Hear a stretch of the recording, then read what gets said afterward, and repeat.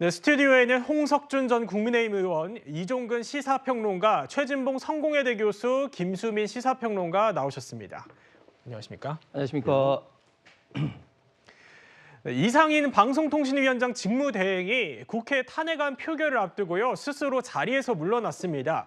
방통위 상임위원이 그야말로 아무도 없는 사상 초유의 영인 체제로 돌입을 하게 된 건데요. 그렇다 보니 식물 방통위다, 또 숨을 끊어놓은 거다, 이런저런 말들이 나오고 있는데 홍 전 의원님, 네. 현 상황 좀 어떻게 판단하십니까? 예, 지금 22대 국회가 지금 난장판이 지금 되고 있는 것 같습니다. 그런가요? 예. 이재명 대표의 방탄을 위해서 지금 민주당이 탄핵, 예. 특검, 입법 폭주 속에 지금 국회가 지금 난장판이 되고 있는데 문제는 뭐냐면 국회에 이런 문제가 국정에 고스란히 지금 영향을 미쳐서 국정마비, 부처마비가 지금 되고 있다는 것이죠.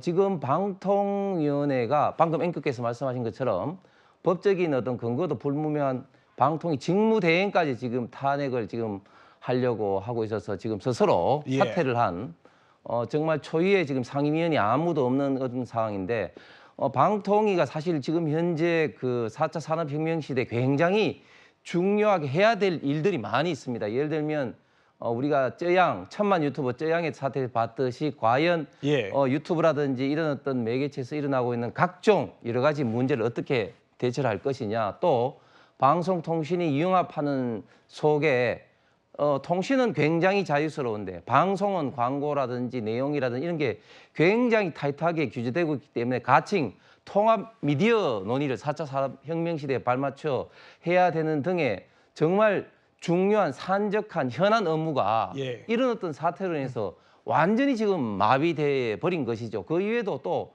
가방위 같은 경우는 지금 AI라든지 이런 어떤 첨단 산업을 육성하기 위한 어떤 법들이 네. 지금 줄줄이 지금 대기하고 있는데 이런 것들을 하나도 지금 진전이 안 되고 있어서 그렇군요. 정말 이런 국회의 문제가 고스란히 국민들에게 대한민국 미래를 준비하는데 네. 고스란히 부담이 되고 있는 그런 형국입니다. 네, 중요한 업무들이 마비가 되고 있다, 이런 지적을 주셨는데, 그렇다면 이런 방통위 대혼란 사태, 최 교수님, 야당이 이렇게까지 하는데도 이유가 있겠죠? 일단 이렇게 말씀을 드릴게요. 이재명 방탄이라는 말씀에 전혀 동의할 수 없고요. 예. 두 번째, 이런 사태가 발생하게 된 가장 근본적인 원인은 지난 작년 2023년 3월에 네. 최민희 이제 지금은 의원이 됐죠. 지금 과방위원장인데 그 당시에 민주당 몫으로 추천을 했음에도 불구하고 대통령이 임명을 안 했어요. 1급 네. 7개월 동안 임명을 안 하냐고 본인이 지금 사퇴를 했는데 그 뒤부터 문제가 발생한 거예요. 그때 임명을 했으면요 문제 없습니다. 그 당시에는 5명이 다 있었어요. 만약 임명을 했다고 하면. 그런데 4월에 한 명이 또 물러나고 7월에 또 2명이 물러나고 그다음부터 임명이 안 되다 보니까 지금의 사태가 이루어진 겁니다. 네. 그래서 2인 체제로 계속 방통위는 운영이 왔어요. 그 2인은 야당이 2명을 추천하게 되는데 야당 추천 몫은 아예 없었고요. 지금까지 계속 대통령이 임명한 2명의 방통위원들이 방통위원회를 운영해 왔습니다. 그것도 저는 문제라고 생각해요. 네. 두 번째, 국회에서 탄핵을 한다고 하는 건 탄핵 결의안이 어떻게 될지 또 헌재 가서 어떻게 될지 기다려봐야 될 텐데 탄핵안을 발의만 하면 사퇴시키고 탄핵안을 발의만 하면 사퇴시키고 이게 계속 반복되고 있는 겁니다, 지금. 네. 이런 상황이기 때문에 이게 뭐 야당이 문제다 이렇게 얘기하는 걸 저는 전혀 동의할 수 없고요.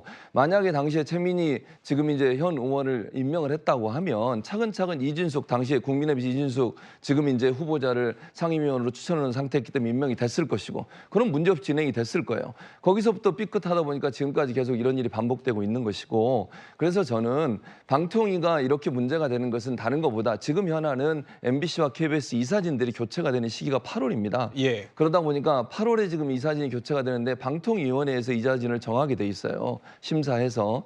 그렇게 되는데 지금 2명의 방통위원이 이제 뭐 지금은 이제 다 사퇴를 했습니다만 이준석 방통위원장이 만약에 이제 청문 보고서 채택이 안 되더라도 임명이 되지 않겠습니까? 그리고 또 다른 상임위원을 임명할 겁니다. 대통령께서. 대통령 몫은 2개니까요. 예. 그렇게 되면 두 사람이서 KBS, MBC, 그러니까 박문진 이사들을 선임하게 되면 이인체제로. 여당에 예. 가까운 분들이 임명될 가능성이 있어요. 그리고 나면 이제 제가 추측한데 MBC 사장의 해임안을 낼 가능성이 있기 때문에 이건 이제 MBC 특히 MBC의 대리점 박문지 이사회 구성에 대한 문제 때문에 네. 첨예하게 여야가 대립하고 있는 상황이라고 생각합니다.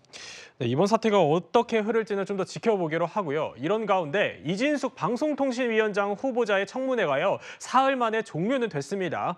방통위원장 인사청문회가 그런데 이렇게 사흘간 이어진 거는 상당히 이례적입니다. 야당은 이진숙 후보자의 법인카드 유용 의혹을 집중적으로 캐물었습니다. 단팥빵 280개 들고 가실 수 있어요? 사건을 희화화하기 위해서 제가 희화화요? 답변을 희화화요?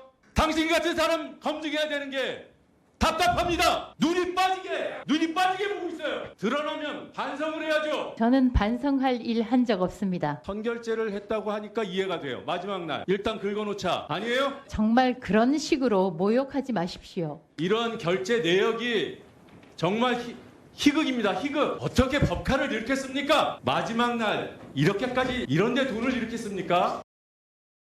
네, 상당히 날선 공방이 오갔는데 야당은요 오늘 이진숙 후보자가 근무를 했었던 대전 MBC를 방문해서 법인카드 유용 의혹을 현장 검증에 나섰습니다.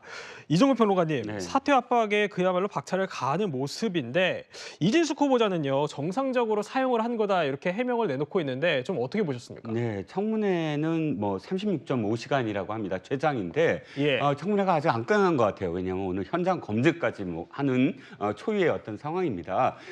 문제는 이거죠. 지금 야당이 검증하고 싶은 게 법인카드의 유형입니다. 뭐 호텔에서 사용한 것, 주말에 사용한 것도 자택 인근에 사용한 것 예. 이런 것들을 다 검증하려면 근무했던 대전 MBC에 직접 가서 현장 검증을 하겠다라는 의도인 것 같고요. 네. 그런데 일단 MBC와 KBS의 구조가 약간 다릅니다. KBS는 하나의 어떤 단일 그런 회사가 지국을 갖고 있는 것이고 그렇군요. MBC는 각각 다 법인체가 다르거든요. 일부 지역 MBC만 빼놓고는 거의 모든 지역 지방 MBC가 자체적인 법인으로서 지역에서 사실상 광고라든지 협찬으로서 네. 운영을 해야만 합니다. 그렇기 때문에 지역 MBC의 대표 입장에서는 스스로 영업을 해야 되고 영업을 하려면 이 법인카드를 쓸 수밖에 없고 보통 이제 방송사 저도 신문사 편집국장까지 했지만 예. 이렇게 광고를 위해서는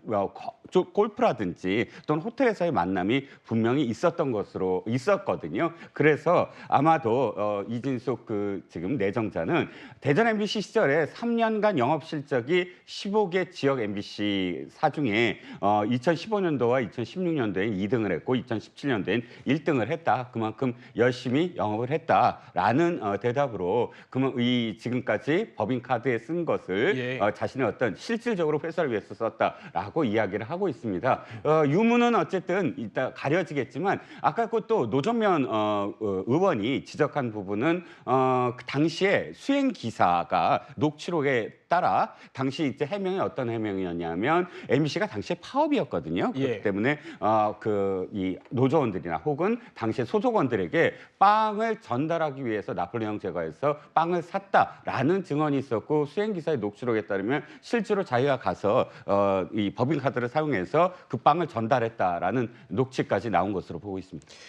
네, 오늘 오전에 현장 검증이 이루어지기 때문에 실제로 진위 여부와 어떤 방향으로 흐르게 될지는 조금 더 지켜보기로 하고요. 한 가지 더 짚어보겠습니다. 최민희 국회 과방위원장과 이진숙 후보자 간 상당한 언쟁이 오가기도 했는데요. 저희가 영상으로 준비했습니다. 보고 오시죠. 사내에서 일어난 일에 정치보복이라는 단어를 쓰는 것은 후보자의 뇌구조에 문제가 있다고 저는 생각합니다. 저의 잠깐만요. 뇌구조에 대해서 말씀하신 부분에 대해서 사과를 원합니다. 왜요? 뇌구조가 이상하다고 생각한다는 게 뇌구조가 사과할 일이 아닙니다. 뇌구조가 이상하다는 게 자, 저는 어떤 여기까지 뜻이죠? 있고요. 다음으로 저의 뇌구조에는 이정환 이상이 없습니다. 위원님, 저의 뇌구조에 여기까지 하시고요. 어떤 저 이상이 마이크 있습니까? 저의 뇌구조에 어떤 이상이 있습니까? 더 답변 마이크가 안 꽂아요?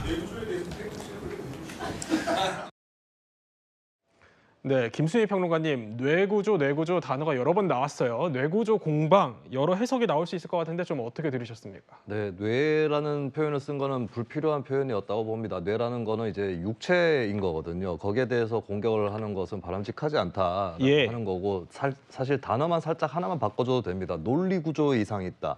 뭐 이런 식으로 바꿔줘도 되는 거고 네. 좀 이렇게 격양된 상황에서 그런 표현이 나온 것 같은데 사실 이진숙 후보자의 여러 가지 문제가 드러났습니다. 거기에 대해서 충실하게 얘기를 하면 되는 것이고 이를테면 이제 이진숙 후보자 같은 경우에 무슨 정우성 씨 보고 좌파라 그러고 나훈아 씨 보고 우파라 그러고 이런 음모론적 세계관 이분법적 세계관 이런 것들도 드러났고 법인카드도 무슨 광고를 유치한다고 결제를 했다고 했지만 만난 사람들은 MBC 박문진 이사들이었고 뭐 이런 것들이 전혀 앞뒤가 안 맞는 해명들이 많았거든요. 이미 야당 의원들이 여러 가지 성과를 거뒀다고 봐요. 근데 워낙에 좀 감정이 격양돼서 그런지 좀 불필요한 표현들이 나온 것 이런 부분들은 특별히 뭐 필요 없는 부분이다라는 걸 좀 스스로 인식을 하고 이미 이제 건조하게 사실을 드러내는 것만으로도 큰 파괴력이 있을 수 있다는 것을 국회의원들이 좀 명심을 해줬으면 좋겠습니다. 네.